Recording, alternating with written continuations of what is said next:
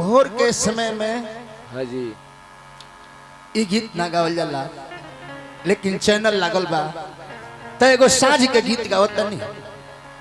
हालांकि भोर ही के गीत हो। छोटी मोटी सूरज के कोठरिया अजही में लागल केवा,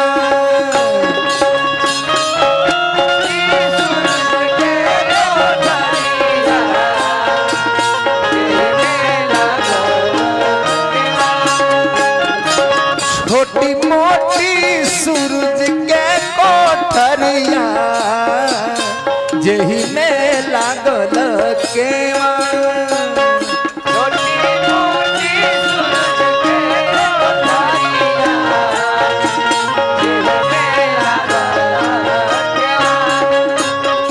ताही कोठरी सुतेले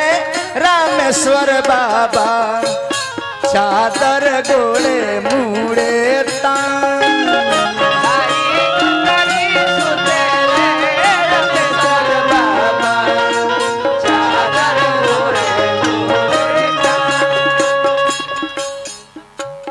श्री श्री पूनम गिरी ओह दिवंगत आत्मा के नतनी बाड़ी 100 रुपया के पुरस्कार दिली रामेश्वर बाबा। ताही कोठरी सुतेले रामेश्वर बाबा, चादर गोड़े मुड़े तान, लेकिन तनी पत्नी के नाम बता देती तो बड़ा सुंदर रही। ताही बेरिया आवेली, अच्छा है पत्नी के नाम ना बताओ तो बबुआ के नाम बता दी। हाँ बबुआ के, बबुआ के नाम कितना लोग मेहरारू के नाम नहीं हो धरेला।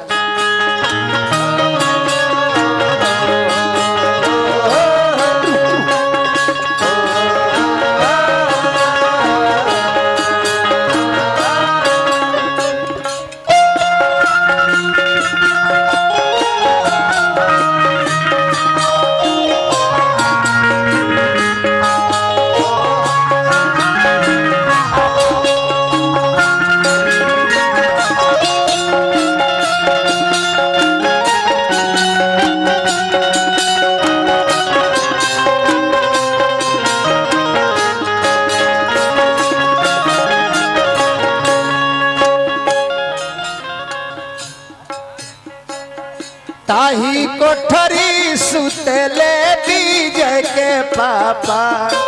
चादर गोड़े मुड़े तान, ताही कोठरी सुतेले विजय के पापा, चादर गोड़े मुड़े तान,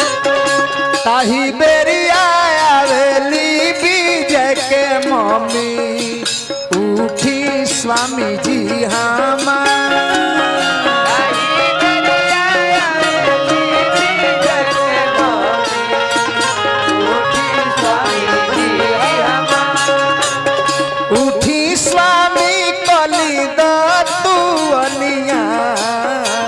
भैले आराधा के बेर,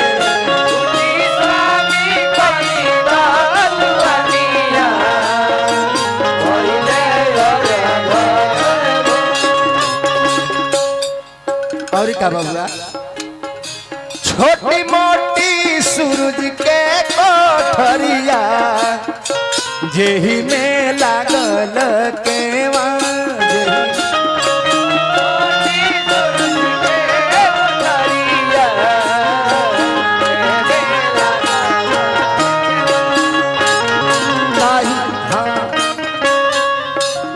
ताही कोठरी सुतीले हाकिम बाबा, चादर गोड़े मुड़े तान,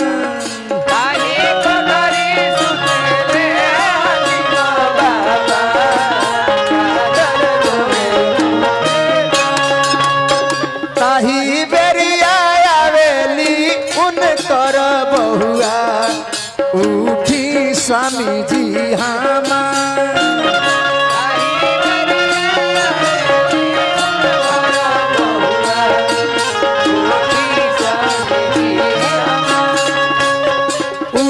स्वामी कली दातवनिया भइले अरध के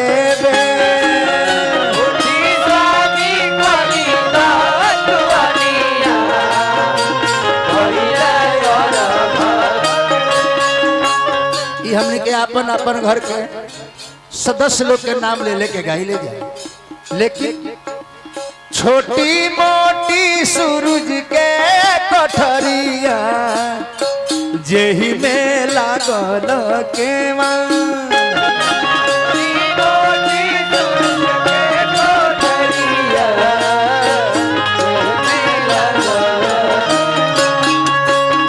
ताही कोठरी सुतिले शिव शंकर देव चादर गोड़े मुड़े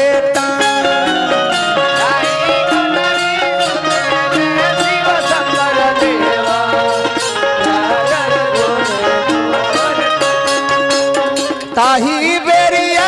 आवेली पार्वती मैया उठी स्वामी जी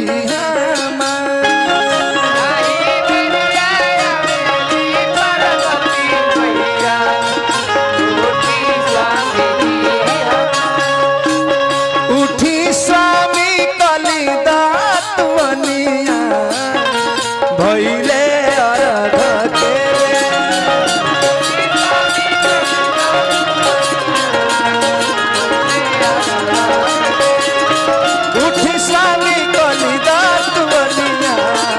भइले अरघ के